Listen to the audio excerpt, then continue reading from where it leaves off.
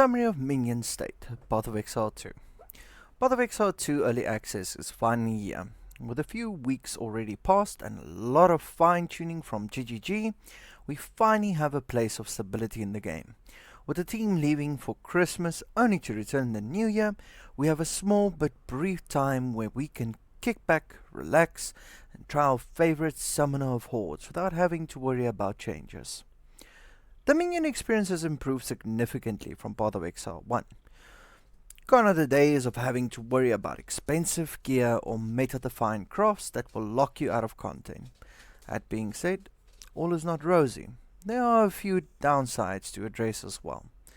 The majority of builds are all performing well, from Doriani's prototype chestplate built for Storm Mages to the Skeletal Arsonist getting your build off the ground. All of the minions have found their place in the ranking. So, let's review each available minion.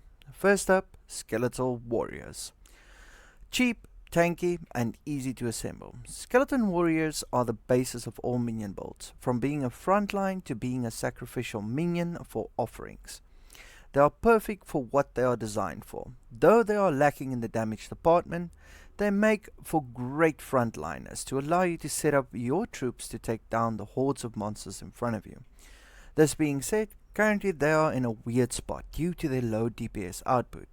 Combine that with the state of the game and a very singular defense scaling, they are unfortunately not as well performing to make them viable and worthwhile. That being said, they can be great. Next up, Skeletal Arsonist. Skeletal Arsonists are extremely powerful. In the begin game, they thrive in map clearing from their AoE as well as with the burning ground effect after the initial hit. This will ensure a smooth mapping experience. Combine this with Flame Wall and Summon Raging Spirits, this will help you get through the campaign and into early mapping very quickly, very cheaply. The downside is visual clarity as well as survivability. With the nerf of Grim Feast combined with low tanking capabilities and ramping spirit costs, this will push your budget as well as your gear to the maximum to try and find enough resistances as well as resources. These costs ramp up quickly and will have you up against the wall as you make your transition into the endgame. Next, Skeletal Frost Mages.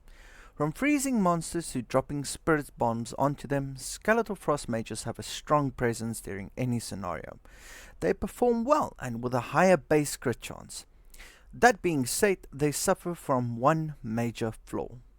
They are nearly melee range with their short range. This will leave you in an awkward situation where you need to pay attention to swarming monsters as they can easily wipe out your backline before you have a chance to rotate. Next, Skeletal Storm Mages, or Lightning Mage.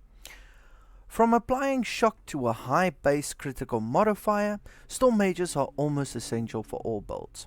From buffing your minions by providing shock to improve DPS, to a bizarre active skill that can be very powerful. The requirements for the active ability is however a little obscure. This can leave you in a position where you will simply ignore it altogether. Next, Skeletal Reavers. Reavers are one of the best minions currently, as it's strong enough to use on various builds, even outside the Necromancer class. They also make use of the mechanic where they enrage to hype up their DPS, so they are usually played in a drain tank situation. That being said, the drawback is they obviously lose their life over time, which ends up with you constantly having to respawn them with the respawning timer, so keep that in mind. Currently with the meta shift to melee, they are the #1 minion in overall performance. Except for their loss of HP to activate the rage skill, they are very, very stable. A minion to make use of, but they can be tricky to use effectively, so make sure to play around with them. Next up, Skeletal Brutes. Brutes fully live up to their name. A strong frontlining minion that is great for single target DPS. They stack well with armor breaking skills thanks to their inherent heavy swing that can cause armor break. They lack spread DPS, so they are not great for clearing as they have a heavy, slow moving unit. Their spirit cost also makes them tricky to use in a build. Next, Summon Raging Spirits. This gem is the basis of almost all minion builds. They are very powerful compared to cost versus DPS. They outperform all other minions in almost all fields. The main problem is defensive. They get squished easily, but they need little time to inflict major damage and can be easily respawned. They will force you to make use of some fire skills to spawn. That being said, this is not usually a bad thing under most circumstances. Which leaves us to our summary. Currently, minions are well balanced, and all builds seems to be around the same effective DPS of roughly 500,000 DPS from what I could see or my estimations. This being said, almost all builds are super expensive. You can get them up and running for very little, but will leave you lacking in DPS and tanking department, especially with the nerf to SRS and Grim Feast, a spirit gem that drops remnants or fragments that bolsters your energy shield.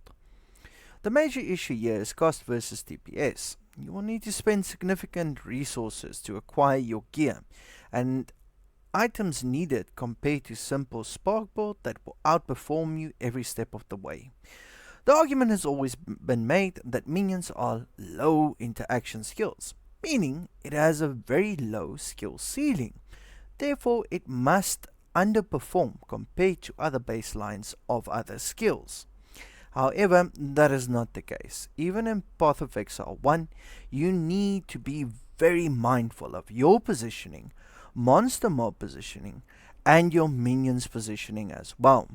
Their AI also lacks as they are constantly getting stuck in narrow channels, and they do some really weird and special things. And without positioning skills like in Path of Exile 1, Convocation, the respawn timer will leave you without any defenses or offenses from your main skill.